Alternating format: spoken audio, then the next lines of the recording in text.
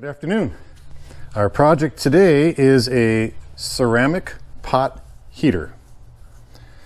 These are terracotta pots I got from our local big box store, and right now might be a bad time of year to try and buy them. It's middle of December and they didn't have a lot on hand. They're seasonal, so it was kind of slim pickings. What I really wanted to do was I wanted to have a 10-inch pot, which is this, and I wanted to have an 8-inch pot, which was going to go inside. I couldn't find an 8-inch pot, but I've got a 5-inch pot, and that works too. So for today's project, we're going to be using just 2 pots. These are smaller ones we can use for smaller projects later, but 2 pots, and then I bought stainless steel hardware.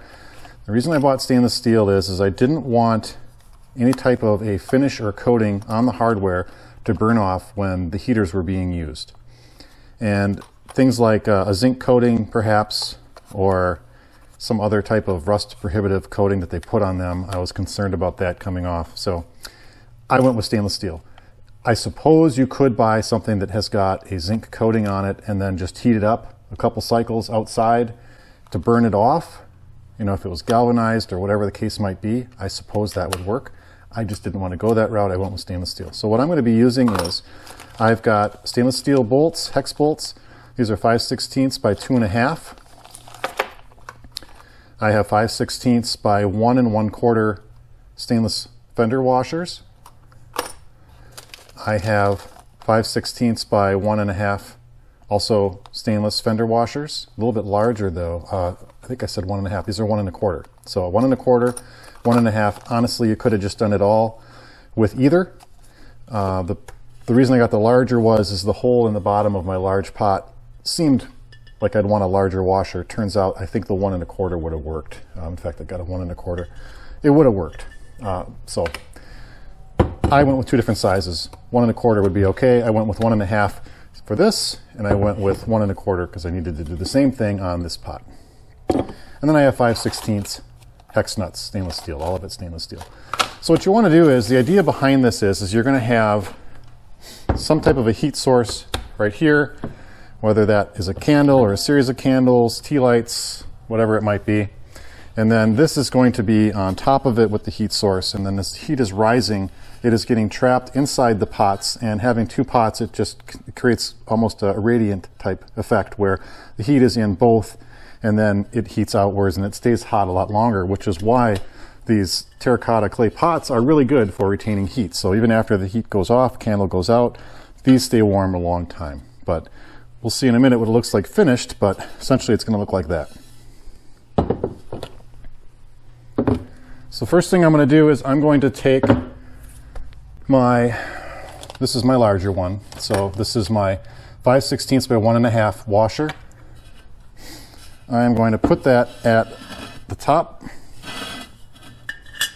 I'm going to take my bolt, 5/16 by 2 1/2 bolt, and I'm going to run that through.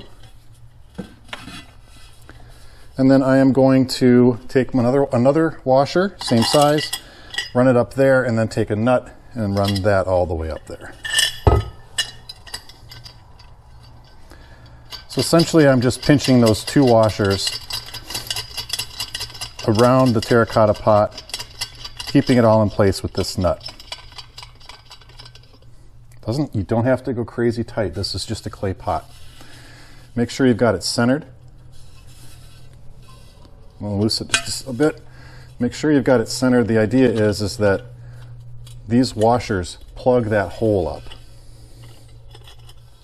So once you've got that in the center, snug it up a little bit just by hand. Use your finger tight. Don't break the pot. So that's one. Now I'm going to take another nut and I'm going to run it up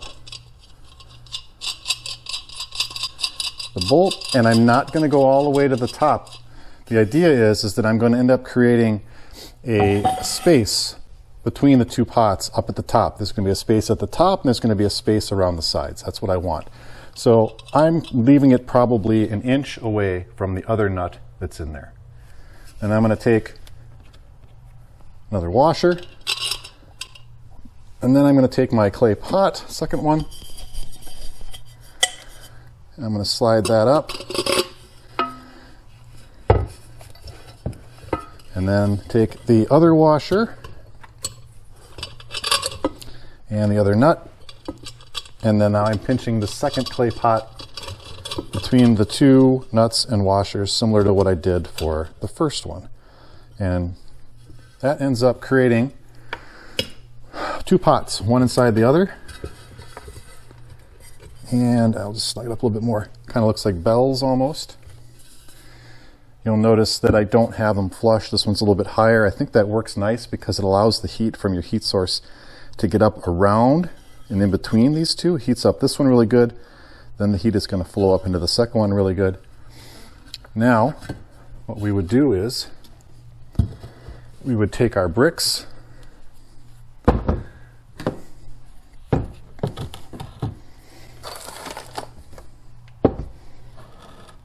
we would set these pots on our bricks. I'm going a little tall here because the candle that I have is a little bit on the tall side. But if you had a bunch of tea lights, you could set the tea lights in here. I've got it on top of a counter. You would want to put something down, ceramic tile or maybe even a patio paver or something underneath in order to protect the surface below from getting too hot. But you'll have something underneath and then put your heat source in there and then just let it go. And it'll take a little while, but it will warm up nicely. All right, so what we're going to do is we're going to put down, this is just a piece of ceramic tile. I'll put that down, and then I'm going to put my candle on that tile to protect the counter below. Honestly, a candle this large, it really isn't going to get hot all the way down unless this thing burned for so long that the entire thing was liquid and burned down. But even then, I don't think it's going to get that hot. But not a bad idea to have something underneath it. And again, because my candle is so large, I'm going to set the bricks up on their sides. But we'll take this, and we'll place that over our candle. And if you had another brick, you could put another brick on the back side. A little bit of space to let air in, but having an extra brick behind it would also keep the heat in a little bit better. What we'll do is take a temperature now. So it says 56. The top pot is anywhere from 56 to 61 degrees currently. So 56, it's already 61 at the top. Kind of shoot it in there. So it's 57. So we'll let that go for a little while. I'm thinking maybe 15-20 minutes just to see how much the heat goes up. But don't touch the screw on top once it gets hot, by the way. The entire thing eventually will be so hot that you won't want to touch it. But this bolt at the top, the bolt and washer, is going to be extremely hot. It's not now, it just started, but I recommend not touching that. So we will check in and see if we are hotter than 57 and 61. Okay, it's been about 30 minutes. Let's check it now and see how much our pot has warmed up with just this one candle. So at the bottom of our pot, it is now 68, 69 degrees, and as we move up to the top, it is 83, 84, 83. And then right at the very top,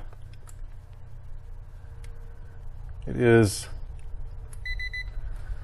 95. So you can see in just a short period of time that did warm up quite a bit. It's just one candle. It's warm to the touch. You'll notice I did raise it up a little bit. I didn't feel like it was getting enough air. This candle that I have in here is actually pretty large. So if you had a smaller candle or you had tea lights or something like that in there, you could have had this candle that we're using right now is a Crisco candle that I've made in another video. So if you're interested in knowing how do you make a candle out of Crisco, take a look at my other video.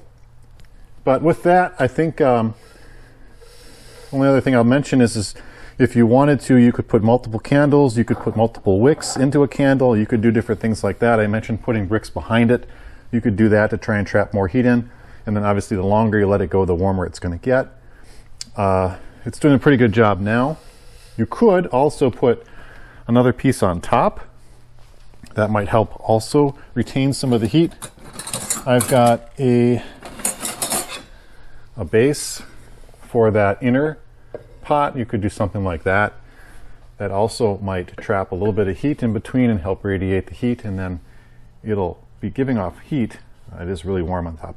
It'll be giving off heat for a long time after you put that candle out, or that candle happens to burn out depending on how long you have it going.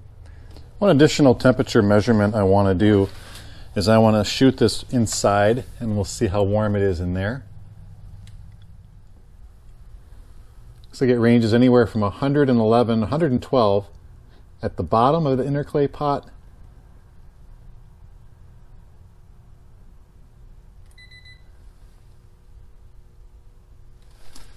up to 143 at the top. So with that, I thank you very much for watching, and good luck with your clay pot heater building.